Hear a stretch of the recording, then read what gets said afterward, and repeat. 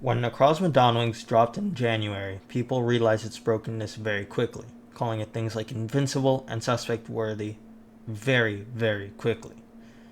While Zekrom did draw ban attention away from Necrozma, with the community focusing on it before Necrozma, but Zekrom ended up getting quick banned, and that still left Necrozma as a broken sweeper. So what happened to it, and if people thought it was so good and broken, why is it legal today? Hello everybody, welcome back to the channel, and today we will explore the history of Necrozma and its cooler version, Lunala, in the Uber's UU tier. If you end up liking this video, then do consider leaving a like and comment what you did enjoy, as I'm still looking to get feedback because I'm new to YouTube. And also if you want to help me grow a bit, every sub counts. I'm sure you didn't click on this video to hear me beg for subs though, so let's get into what Necrozma did during its debut in the Uber's UU tier. The best way to get people mad at you in Pokemon is to be a really threatening sweeper. And while some other mons like Zekrom would do it by being really fast and really strong, Necrozma generally trades a lot of that speed for a ridiculous level of bulk. One of the early sets that was used is a Calm Mind variant. With its great base defenses and access to Moonlight and Morning Sun, and the fact that it could boost its special defense through Calm Mind, it's clear to see that this would be a difficult sweeper to get rid of.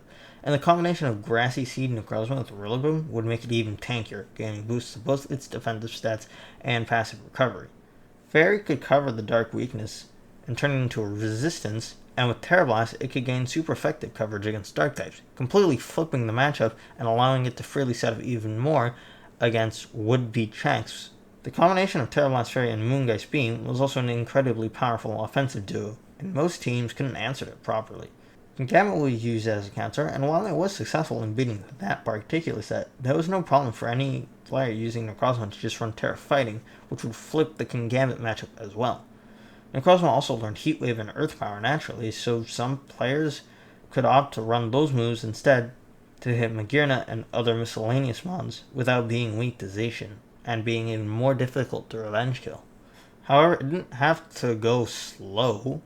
What it can do instead was use Power Herb Meteor Beam, where you'd use Trick Room, which turns slow into fast, then you'd do lots of damage to something with a Meteor Beam, then rampage through an opponent's team with a fully invested 157 special attack and a boost. These sets could even run Psyshock to beat Blissey, for example, that might prove a problem otherwise. Terra Fighting, Fairy, Ground, and Fire were all viable and would make Necrozma unpredictable and just as strong no matter which was used. There were even some Necrozma sets that dropped the boosting aspect and just used specs. It could come in using its bulk and teammates, then nuke something for huge damage, pretty much regardless of resistance. After just a little bit of chip, max HP and Kingambit could easily be 2-hit KO'd. And Kingambit is otherwise a pretty decent Necrozma check, and it's a bulky resist. So in short, Necrozma could use Terra to flip bad matchups and set up even more to just ravage through most teams. Or it could just destroy stuff with Trick Room and Meteor Beam, or just kill things it wanted with a funny pair of glasses. Overall, this just wasn't okay, and a suspect test ensued, which would see Necrozma banned from the Uber's UU tier, with 74% of the players who qualified voting to condemn it to BL Hell. That would be the last time Necrozma would ever be used in a competitive setting for a few months, until in April, massive tier shifts happened, which would bring Necrozma back into Uber's UU alongside other huge threats. Lunala, Tropicos, Arceus Ghost, and Shaman Sky would all have huge impacts on the metagame and the chaos that would ensue from their arrival to the tier. Arceus Ghost and Shaman Sky had been banned before and proved to remain broken for various reasons, and they ended up being banned. Tropicos ended up being a potent sweeper and bulky utility Pokemon, but not too good for Uber's UU and remained in the tier, and it's still quite viable to this day. But Kingambit rose to the Uber's tier, so you'd think that Necrozma, being left with very few answers, would become very strong and top of the meta again. But there was an enemy that Necrozma could never hope to best. Its name, Lunala. Lunala was quite literally the cooler Necrozma. Even though a glance at its stats might make you think it wouldn't be that much better than Necrozma because its lesser special attack and lack of access to Foot-Hung Geyser, it made up for it immensely. With Shadow Shield, it could set up even better, and a plus 3 Lunala is stronger than a plus 2 Necrozma, even with the base stats factored in. Lunala also had all the coverage Necrozma wished it could have. Moonblast and Focus Blast are just straight upgrades to Terra Blast in both base power and versatility. Lunala has the support moves Necrozma wishes it can have. Will-O-Wisp and Teleport would both be amazing for Necrozma's supportive sets, and even Lunala's ability was something Necrozma wishes it had. With Shadow Shield, Lunala also combined really well with Cyclozar's Shed Tail, being able to set up for free if the opponent ever had something that can threaten Lunala in against a Cyclozar. This combination meant that if you didn't have the perfect positioning, there was a chance you'd just lose the game, something Necrozma can threaten on nearly the same level. Necrozma vs. Lunala is pretty much summed up by saying the whole of parts is weaker than the sum of the parts. And Necrozma is probably quite mad at Game Freak for doing that, and frankly, I don't really get why they did that either.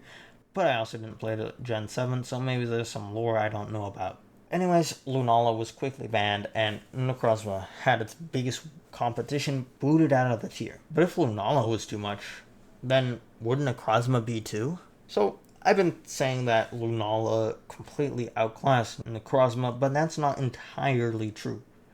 While Lunala is generally a better setup sweeper, Necrozma is a better Trick Room abuser. Lunala is less well suited to use Trick Room, as its 97 speed means that it constantly outruns slow defensive walls, which could pose a problem. But Necrozma is much slower, and it even has more special attack, both of which are hugely beneficial. Necrozma also is better with Power Herb sets, as Lunala really wants to use the heavy duty boots item to keep its Shadow Shield intact, if hazards ever go up. Which they very well might, seeing how Trick Room usually operates, because an opponent could take advantage of the first few turns to get a layer of spikes or stealth rocks set up. When Lunala was banned, the meta turned into a Trick Room fest, with the tournament that was going on, the Epic Ladder Gaming Tour, being just packed with them. Ursaluna's massive attacks allowed Necrozma to have a powerful breaking partner, and Magearna and Solgaleo could easily provide Trick Room and pivot to Necrozma with the Jetpack Flare Cannon / Volt Switch or Teleport respectively.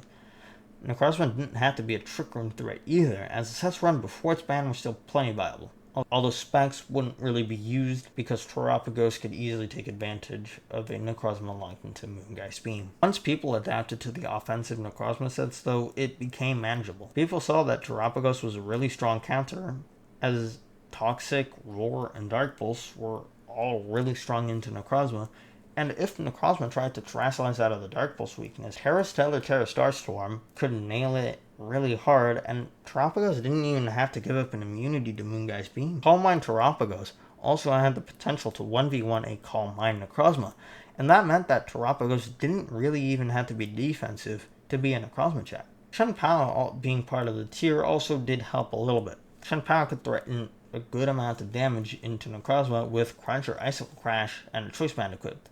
Landorus Therian had also risen up in viability and could taunt Necrozma to prevent setup or healing. In short, people knew how to beat Necrozma, and people just had more options to beat Necrozma. However, this didn't mean that Necrozma fell out of the meta. Not at all, in fact. It ended up being S tier, only behind Magearna, who sits atop the throne of S+.